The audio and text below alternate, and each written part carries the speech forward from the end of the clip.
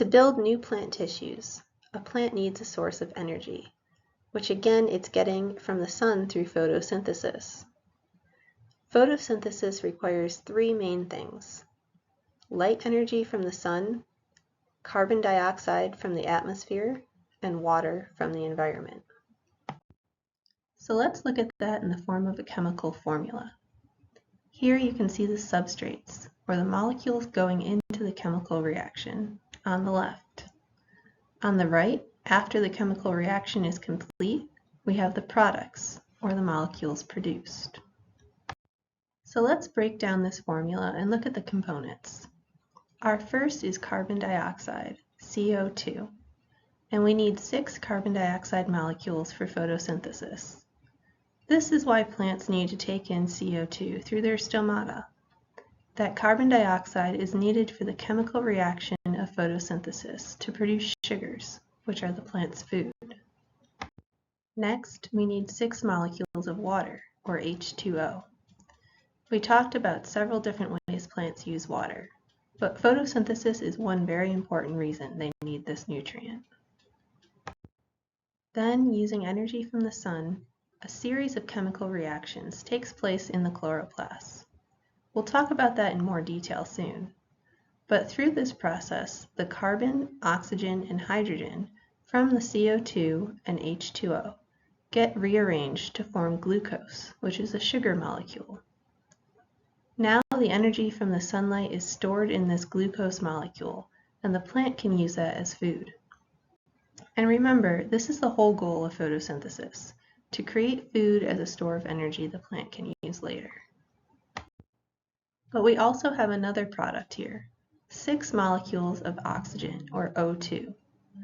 Notice how to make glucose we used 6 atoms of carbon from carbon dioxide. We then used 12 atoms of hydrogen from water.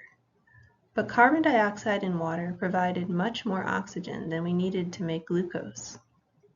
There are 18 atoms of oxygen in our substrates, and we only needed 6 to make glucose. So we have 12 oxygen atoms left over.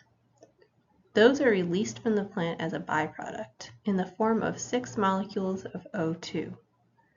Essentially, they are a waste product of photosynthesis. So this is why plants give off oxygen. Before we dive into the process, we need to understand how the chloroplasts are structured and a little bit about how light waves and light energy work. Let's start by taking a broad look at the process of photosynthesis, so we can talk about where each set of chemical reactions is taking place. There are 2 main steps to photosynthesis.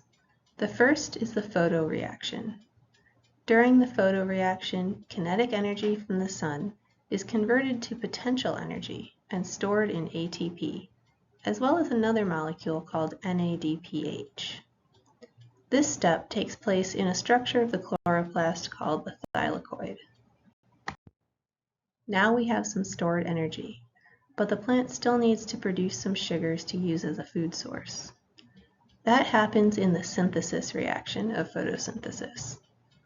That energy we stored in ATP and NADPH during the first step is used to build sugar molecules.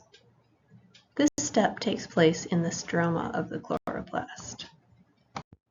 Pause the video and answer this participation question. We mentioned the thylakoid and the stroma of the chloroplast. So let's refresh what the chloroplast is and look at how it's structured. You may remember we mentioned chloroplasts when we talked about how the organelles were formed in eukaryotic cells. Like the mitochondria, we think chloroplasts formed through endosymbiosis, so they were originally little prokaryotic cells themselves that got adopted into larger cells and eventually became organelles. The chloroplast has 2 main regions. The stroma is the fluid inside the chloroplast. This is where the synthesis reaction takes place. You can remember this because stroma and synthesis both start with S.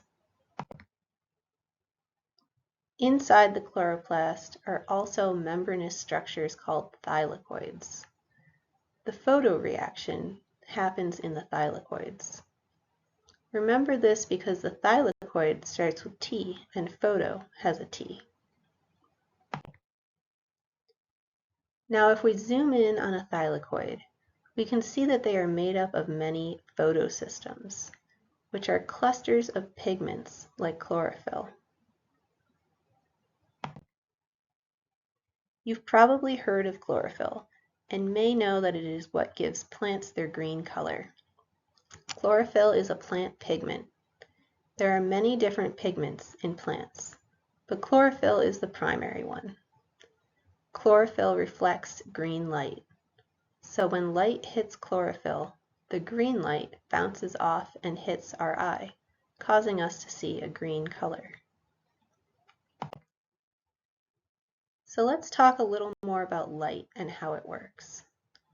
Light waves are made up of energy packets called photons, but light can vary in its wavelength and in the amount of energy it contains. Shorter, more compact wavelengths of light have higher energy, and longer wavelengths have lower energy. The wavelength is the distance between the peaks of the wave, which we measure in nanometers.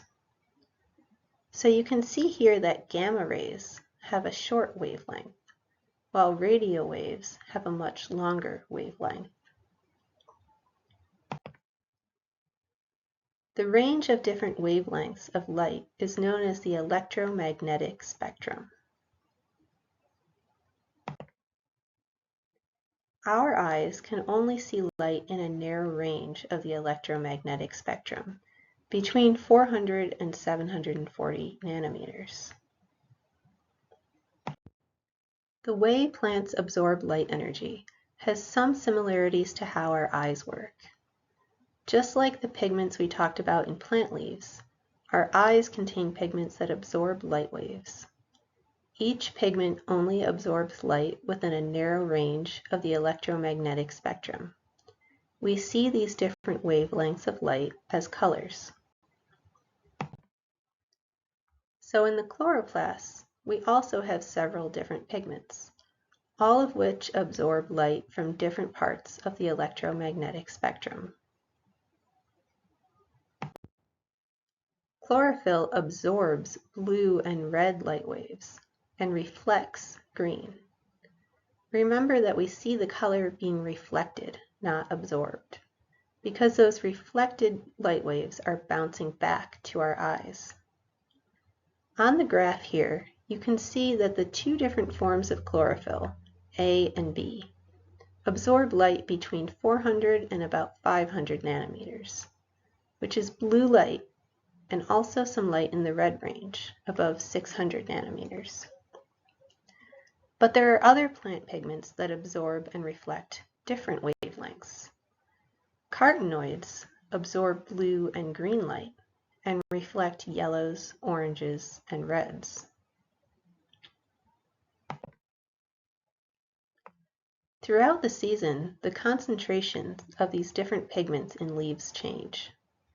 In spring and summer, there's a high concentration of chlorophyll, so a lot of green light is being reflected, and again we see leaves as green.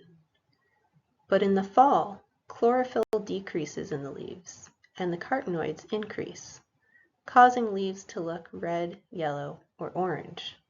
So this is what causes leaves to change color in the fall. Now pause and answer these two questions before going on to the next video.